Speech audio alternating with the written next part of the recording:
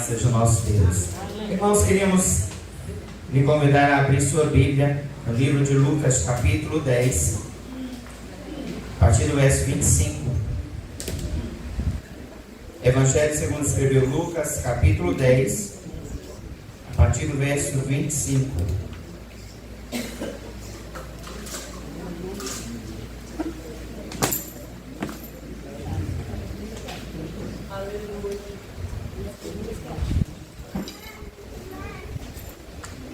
À medida que formos encontrando, vamos ficando todos de pé, a lermos juntos o texto da palavra do Senhor. Evangelho segundo escreveu Lucas, capítulo 10, a partir do verso 25.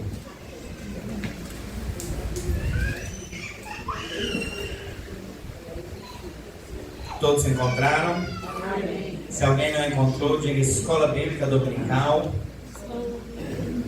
Tem alguém aí que não veio para a escola bíblica?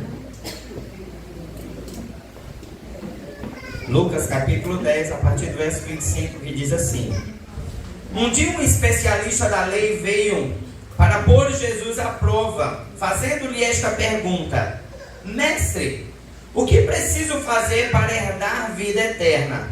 Jesus respondeu: Que diz a lei de Moisés a este respeito? E ele respondeu: Ame o Senhor, o seu Deus, de todo o seu coração, de toda a sua alma, de todas as suas forças e de todo o seu entendimento. E ame o seu próximo como a si mesmo. Você respondeu corretamente, disse-lhe Jesus. Faça isso e viverá. Mas o homem queria justificar-se e por isso perguntou a Jesus: Quem é o meu próximo? Jesus respondeu com a seguinte história: Certo homem que fazia uma viagem descendo de Jerusalém para Jericó foi atacado por bandidos. Eles tiraram suas roupas, bateram nele e o deixaram caído quase morto ao lado da estrada. Por acaso passou por ali um sacerdote. Quando ele viu o homem caído ali, atravessou para o outro lado da estrada e passou de longe. E assim também passou um levita. Quando chegou ao lugar e viu o homem, também deixou o homem caído ali.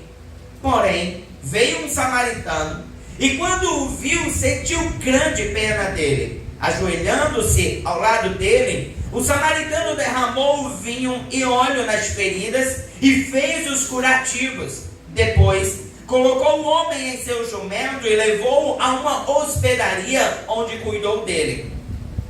No dia seguinte, entregou ao dono da hospedaria 2 moedas e disse: Cuide dele. Quando eu voltar, pagarei o que você gastar a mais com ele. Ora, qual desses 3 você diria que foi o próximo do homem que caiu nas mãos dos bandidos? O especialista da lei respondeu: Aquele que mostrou misericórdia por ele. Então Jesus disse: Correto. Agora vá e faça o mesmo. Senhor, nós estamos diante de Tua presença, louvando e bendizendo o Teu nome, e pedindo que Tua misericórdia nos alcance por mais uma vez, alcance sobre a minha vida, Pai, para que possamos ter a condição de trazer a Tua palavra, aquilo que o Teu Espírito deseja falar ao coração da Tua igreja. Uma vez que Tu me conheces, Tu sabes, Senhor, as minhas limitações, mas também sabemos, Pai, que Tu és Deus sobre todas as coisas. E que independente do homem, Tu és aquele que é capaz de realizar abundantemente além de tudo aquilo que pedimos, de tudo aquilo que nós pensamos. Tu és o nosso Deus. Se sobre nós choramos em nome de Jesus. Amém. Poder se assentar.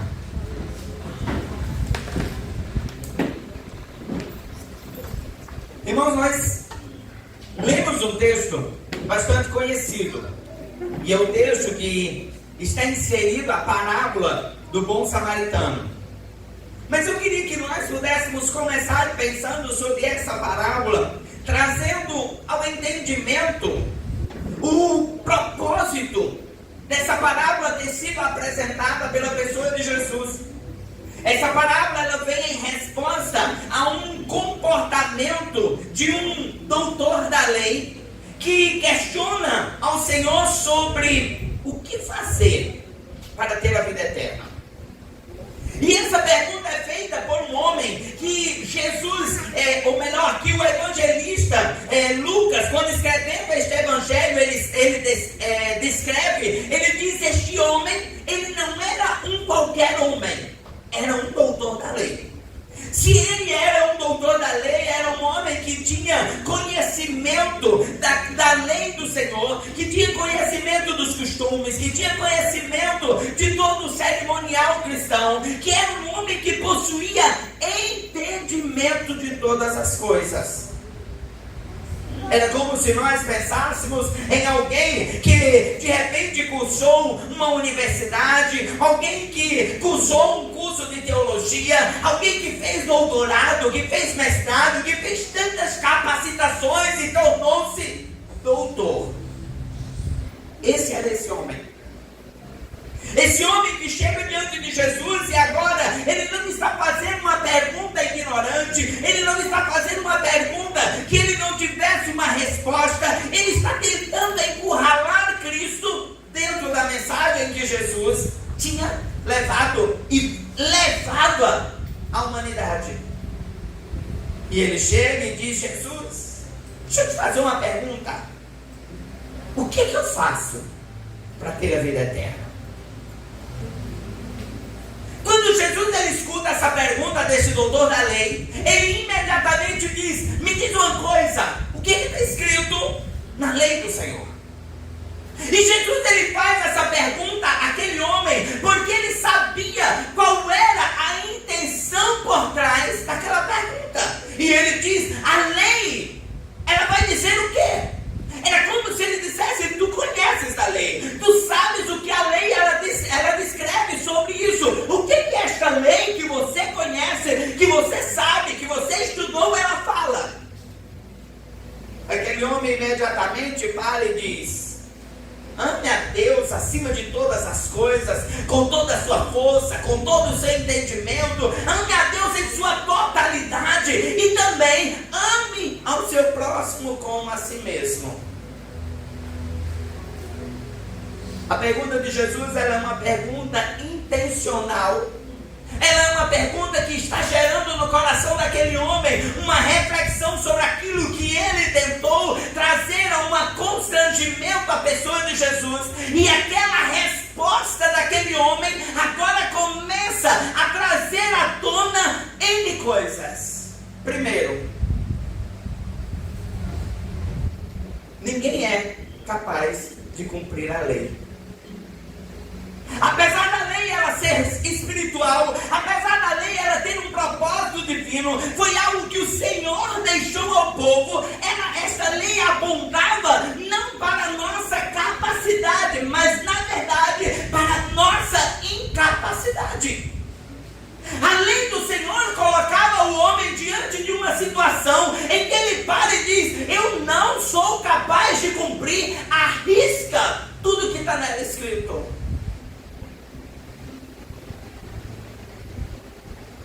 Queridos, a lei, ela foi dada por Deus. Mas a lei, ela aponta para uma condição de que nós, em nós mesmos, somos incapazes de alcançarmos a salvação. O homem, ele para diante de Jesus e diz: eu quero saber o que eu faço para ter a vida eterna. Senhor, olhe para a lei. Não é nela que vocês defendem todos os seus comportamentos. Olhe para ela. Você se desgastou tanto tempo em sua vida para poder entender o que a lei escreve, o que a lei dita, o que a lei apresenta. Então agora olhe para ela. Quando aquele homem ele para e começa a responder a Jesus, ele agora para e diz: espera aí, agora quem está sendo colocado em uma situação de encurralamento sou eu. Mas espera aí, Senhor, deixa eu perguntar, quem seria esse próximo? Aquela pergunta daquele homem da lei trazia uma justificativa, ou uma tentativa muito descabida de justificar o seu mau comportamento. É como se ele naquela resposta, ou melhor, naquela pergunta, estivesse dizendo: Senhor, eu não consegui cumprir toda a lei, ela não foi totalmente executada por minha pessoa, mas sabe Deus, por quê? Eu não estou conseguindo identificar quem é o meu próximo. E agora Jesus ele começa a trazer a história do bom samaritano. Quando Jesus ele começa agora a dizer sobre o homem, aquele samaritano, ele começa dizendo: olha, havia um homem, a palavra não diz quem era esse homem, de que natureza ele era, de que povo ele era, apenas diz: um homem descia de Jerusalém a Jericó e no caminho ele encontrou com ladrões. O caminho de Jerusalém a Jericó era um caminho muito difícil, bem complicado de ser trilhado, porque ele era um caminho que possuía muitos lugares de alto relevo, muitas montanhas, situações em que facilmente ladrões conseguiam se manter escondidos para encurralar as suas vítimas. Aquele homem, ele enfrenta esse tempo, ele desce então em direção a Jericó, e quando ele desce, ele depara com ladrões. Os ladrões maltratam aquele homem, os ladrões causam uma situação extremamente difícil àquele homem, a ponto de deixá-lo quase morto à beira do caminho.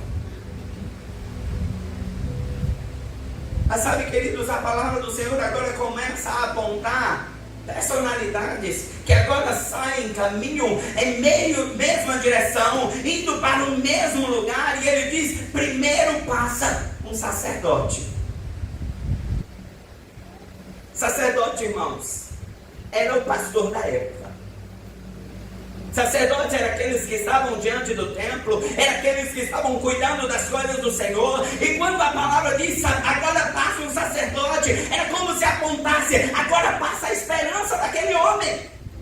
Era alguém que estava no templo, era alguém que falava do amor de Deus, era alguém que lia a lei do Senhor, era alguém que vivia as coisas do Senhor. Sabe, eu quero primeiro abrir um parêntese sobre a tua vida.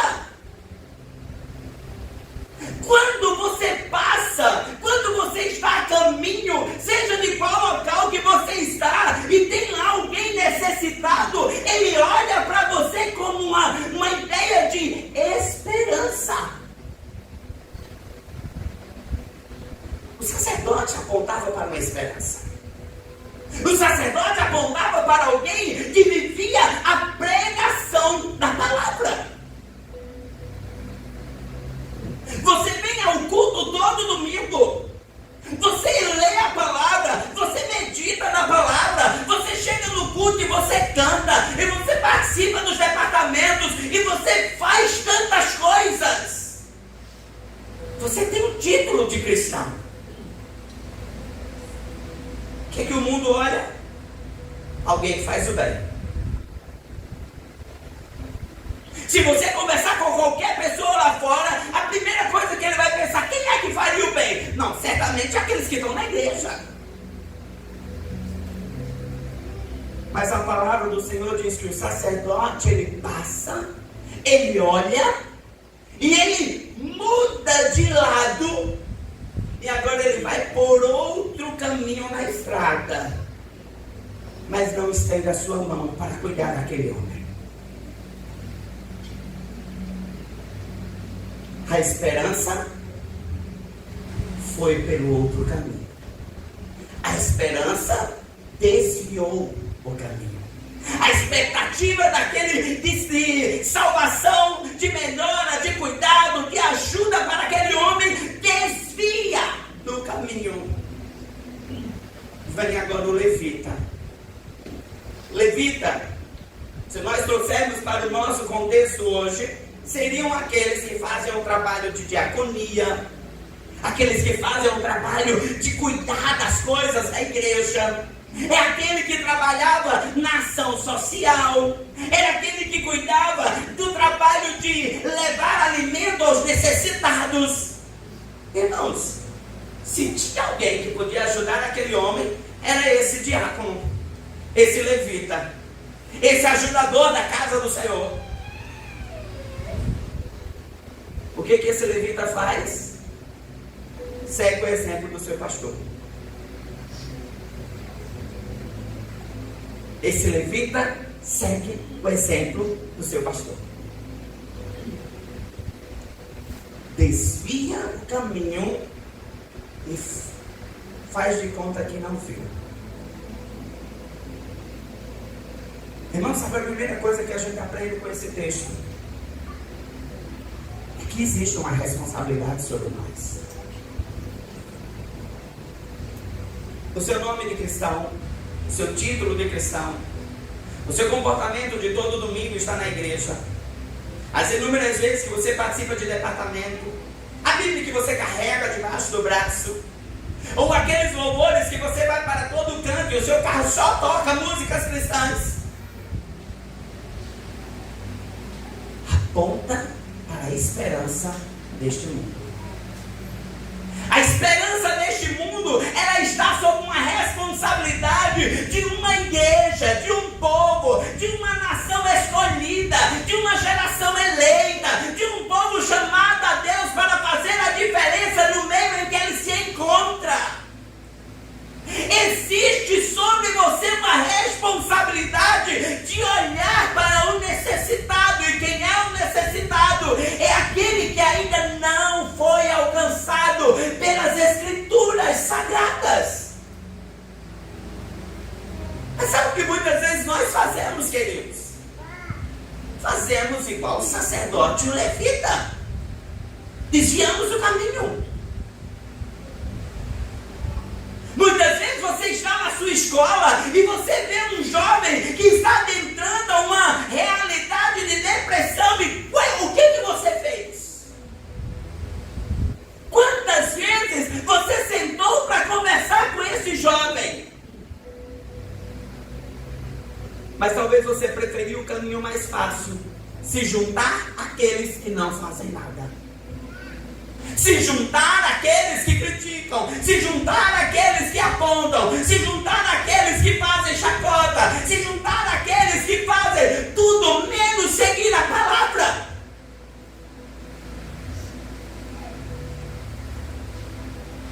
Aquele sacerdote, aquele levita, ele aponta para uma realidade de uma igreja omissa. Uma igreja que na hora que deveria estender a mão, ela retém. A sua prática não condiz com as suas palavras. A sua prática não condiz com o seu comportamento de aparente cristão.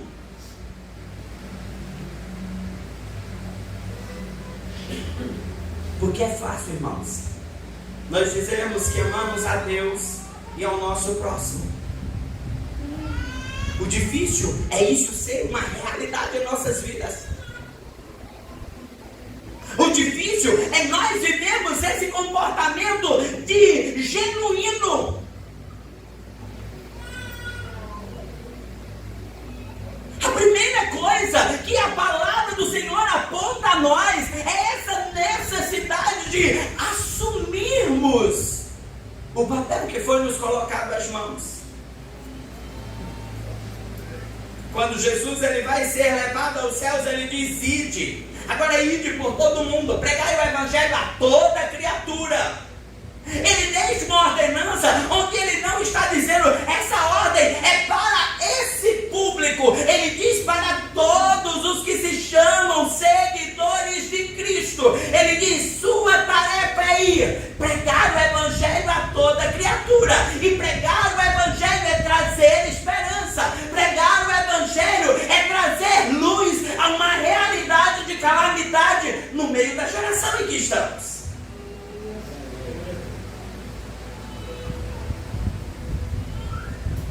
Mas nós por muitas vezes somos esse doutor da lei. Ai, Senhor, como é que eu faço? Eu ainda não descobri meu chamado. Eu ainda não descobri o que o Senhor quer fazer comigo.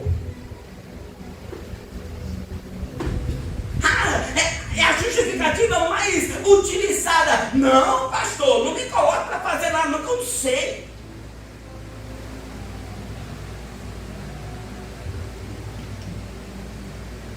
Essa é a realidade de alguém que decidiu justificar a sua irresponsabilidade diante das coisas do Senhor. Você não precisa ser pastor da igreja para cumprir o que o Senhor lhe chamou. Você não precisa ter o talento de chegar aqui à frente e cantar. Você não precisa ter o talento da oratória. Você não precisa ter o talento de tantas e tantas coisas. Você precisa amar o próximo. E como é que eu amo o próximo? Eu amo o próximo olhando para ele e não me conformando que ele não vá para o céu junto comigo, se for ao céu. Se você realmente for ao céu. Porque, querido, alguém que ama as coisas do Senhor, alguém que ama o céu, alguém que anseia o céu, ele não se conforma em ir sozinho. Ele quer outros. Ele quer carregar mais um bocado junto.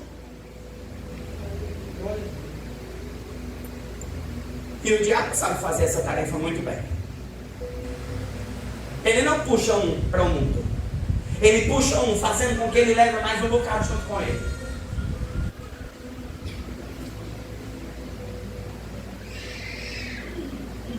Aquele sacerdote, aquele levita, aponta para uma igreja omissa. Só que o texto ele segue e ele diz: agora passa um samaritano.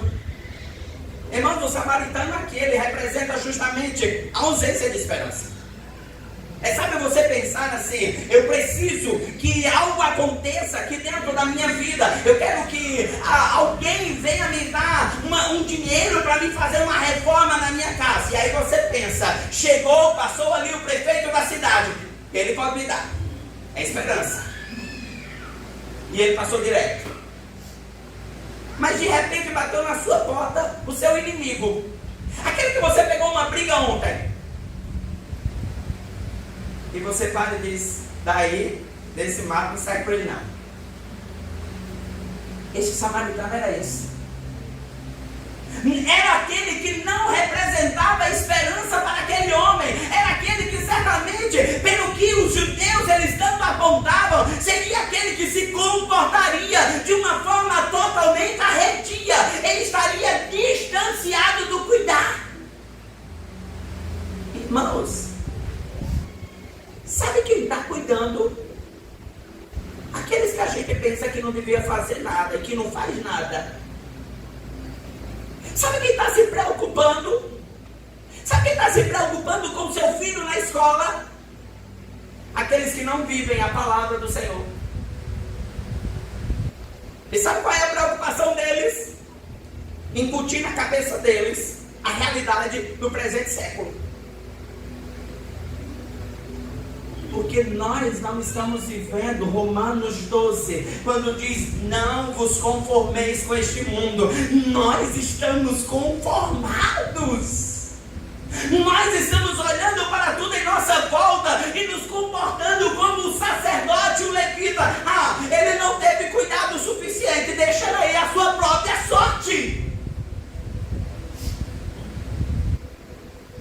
Aquele samaritano, que não era a esperança daquele homem, ele agora para e olha para aquele homem, e ele agora se aproxima.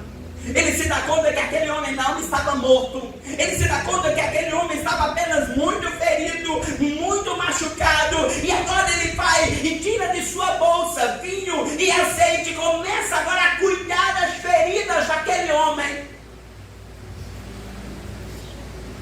Sabe, queridos, isso aponta para uma realidade missionária que deveria ser nossa.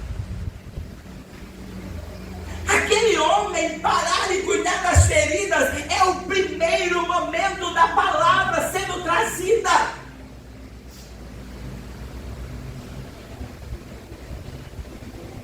Nós estamos negligenciando aquilo que é nosso e deixando nas mãos daquele que nós não sabemos quem é. Irmãos, Sabe uma realidade que você precisava se dar conta? Quem cuida dos seus filhos? Você está sendo realmente um sacerdote? Você está realmente sendo um sacerdote na sua casa? Ou você está esperando que a tia Luciana na escola melhore o seu filho?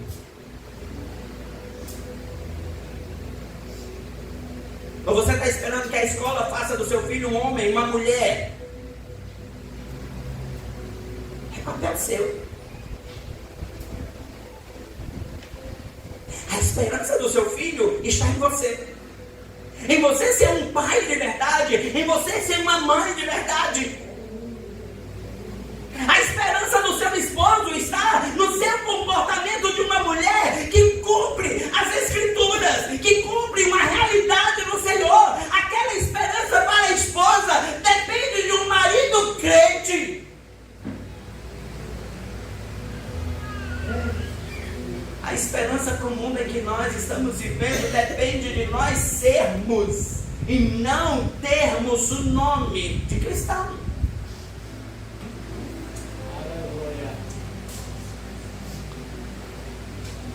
Queridos,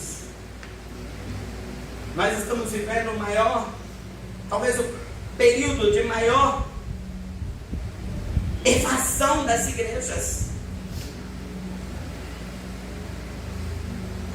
E sabe o que talvez você tenha feito?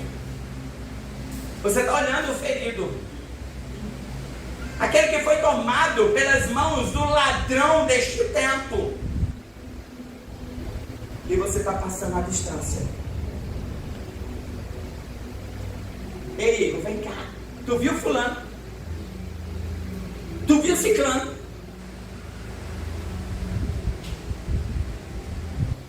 Você precisa ser samaritano. Você precisa tomar a decisão de cuidar. Talvez você tenha uma língua muito maior. Ela está estendida para falar dos outros. Mas quanto você se desgastou? Aquele samaritano, ele pegou aquele homem, primeira atitude, cuidou das suas feridas. Segunda atitude, pegou aquele homem, colocou em seu jumento e agora levou para um lugar de segurança. Porque ele sabia que ele não podia deixar aquele homem assim.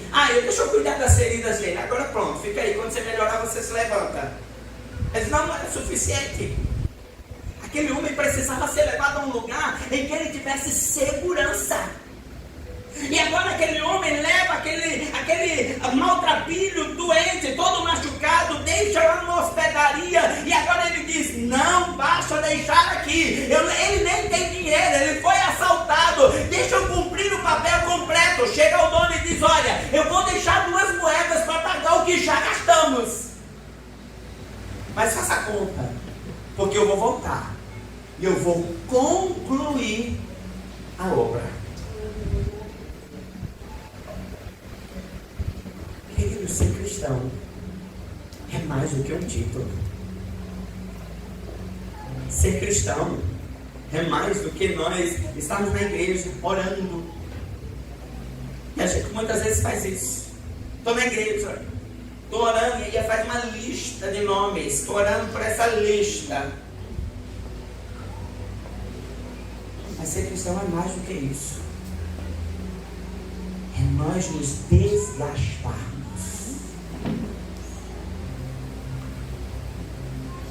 Ser cristão é nós tomarmos a decisão de sair desse cantinho de mordomia. É bonito, querido. É tão bom estar aí sentado na sua cadeira.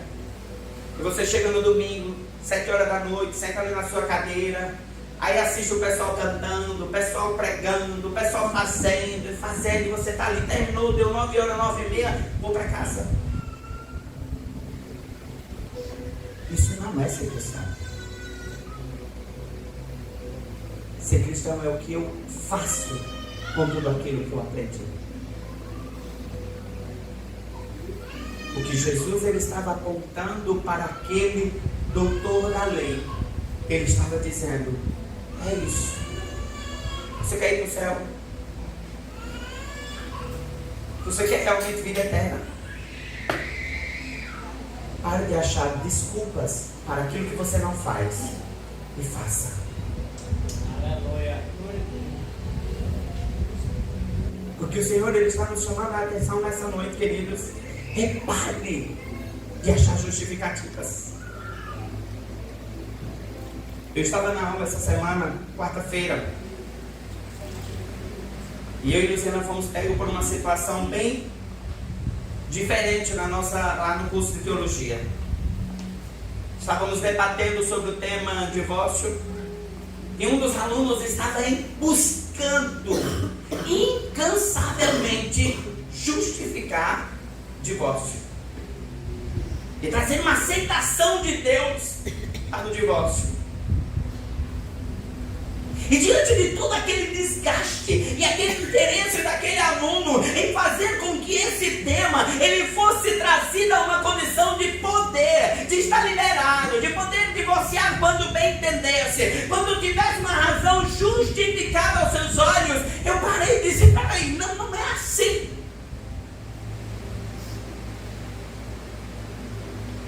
Eu parei, pedi a palavra e eu disse: deixa eu falar uma coisa.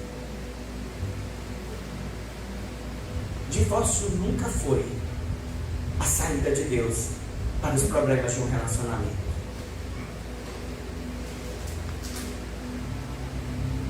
A saída de Deus para um relacionamento é que você ore, que você lute, que você batalhe, que você vá até o fim. O princípio de Deus para um relacionamento é que você comece e chegue até a conclusão dele, como você prometeu lá no altar ou lá diante do juiz, ser aquele relacionamento até que a morte separe.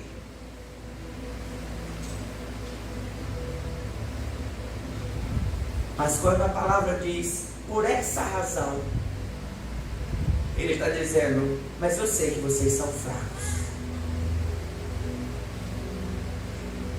E porque vocês são fracos, existe o divórcio. O divórcio não é para trazer uma ideia do que Deus espera, mas ele aponta para a fraqueza de quem você é.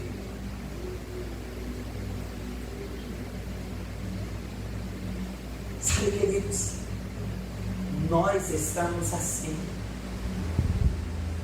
A gente está buscando justificativas para tudo em nossas vidas. Ah, Senhor, eu falo mal porque, Senhor, a minha língua não deixa eu ficar quieto. Converta a sua língua. Ah, Senhor, eu não aguento, eu não levo desaforo para casa. E, Senhor, não é porque o Senhor sabe.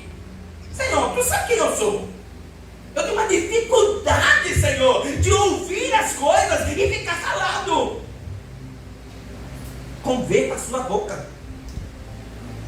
Porque não há justificativa na palavra de Deus para isso. Você precisa ser cristão, genuinamente cristão. Se alguém levantou um falso contra você, corra para os braços do Senhor, ore a Deus, mas não seja como o mundo. A verdade é que nós estamos vivendo uma igreja que mais tenta parecer com o mundo do que fazer com que o mundo pareça com você.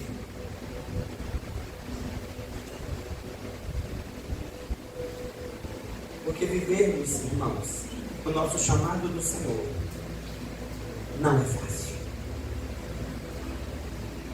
Quando Jesus ele fala lá das bem-aventuranças, em Mateus 6, ele diz: bem-aventurados os que choram, os que sofrem, os que são perseguidos, os que por causa do nome do Senhor são caluniados. Ele não está dizendo feliz é aquele que, agora tem um carro do ano. Feliz é aquele que comprou a casa própria. Feliz é aquele que todo domingo está na igreja. Feliz é aquele que agora assumiu o ministério de louvor. Não, ele está dizendo feliz é aquele que sofre para viver uma condição de vida que seja semelhante, que seja igual, que seja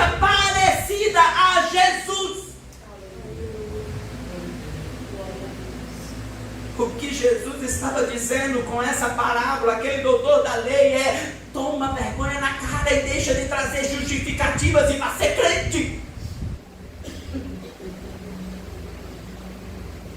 É preciso vivermos o que o Senhor Ele quer de nós. É preciso vivermos o que o Senhor espera de nós. Esse samaritano, querido, ou melhor, esse homem à beira do caminho, está todos os dias diante de você.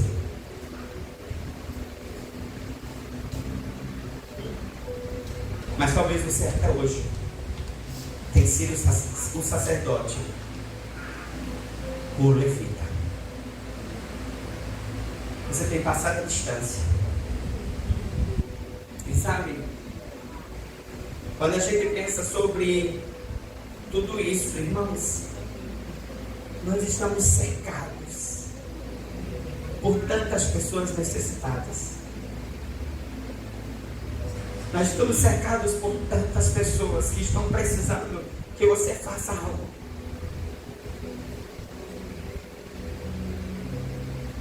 Sabe, aquela pessoa que você olhou, viu, não devia ser assim.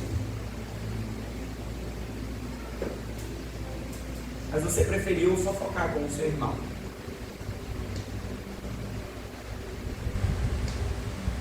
Eu conheço uma pessoa que ela gasta o tempo dela printando o que vê na rede social e jogando. Sabe o que é isso? Isso não é ser cristão. Ser cristão é amar. Ser cristão é gastar tempo cuidando. Ser cristão não é a cesta básica que você entrega no final do mês. O melhor aqui é no início do mês. Ser cristão não é: é porque eu dou o dízimo todo mês. Ser cristão é porque eu estou na igreja. Ser cristão é prática, irmãos. É aprender e colocar em prática.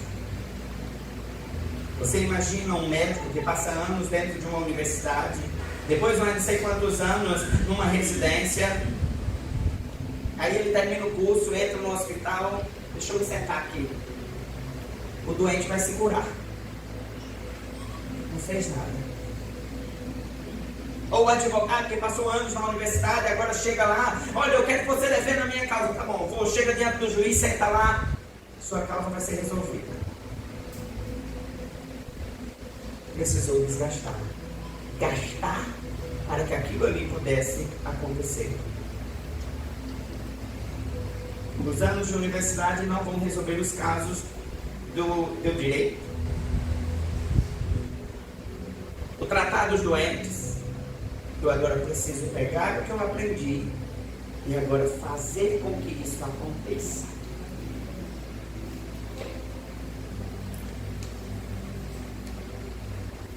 O que o Senhor está me ensinando, aquele doutor da lei, que os anos que ele gastou estudando a lei, estudando as coisas do Senhor, não estavam servindo de nada.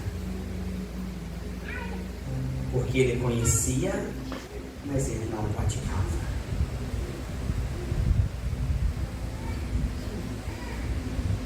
Se você vem à igreja todo domingo, escuta a palavra e passa a semana como se nada tivesse acontecido, você não está fazendo nada. Você conhece, mas você não tem prática. Anos dentro de um curso de teologia, se não tiver prática, não valeu nada. O seu título de pastor, o seu título de presbítero, de diácono, se você não cumpre, não vale nada. O seu nome de cristão, que vai todo domingo para a igreja, se você não vive o que é ser um cristão, você não fez nada. E a palavra que o Senhor deixa a nós nessa noite: seja cristão de verdade. Glória a Deus. Seja cristão de verdade. E cristão é ser por inteiro. Cristão não é ser cristão. Ah, eu sou cristão na boca, mas meu braço não. Cristão é tudo. E a palavra que deve ser evidenciada em nós: amar. Eu só consigo ajudar aquele que está à beira do caminho, se antes existir aqui dentro amor. E esse amor só vem do Senhor. Esse amor só vem do Senhor. Quero lhe convidar nesse momento a ficar de pé para nós orarmos ao nosso Deus.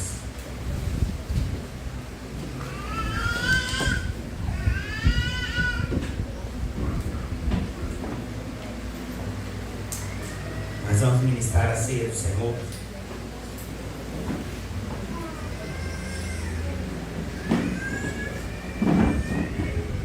Mas antes nós vamos orar ao Senhor pedindo misericórdia por nossas vidas.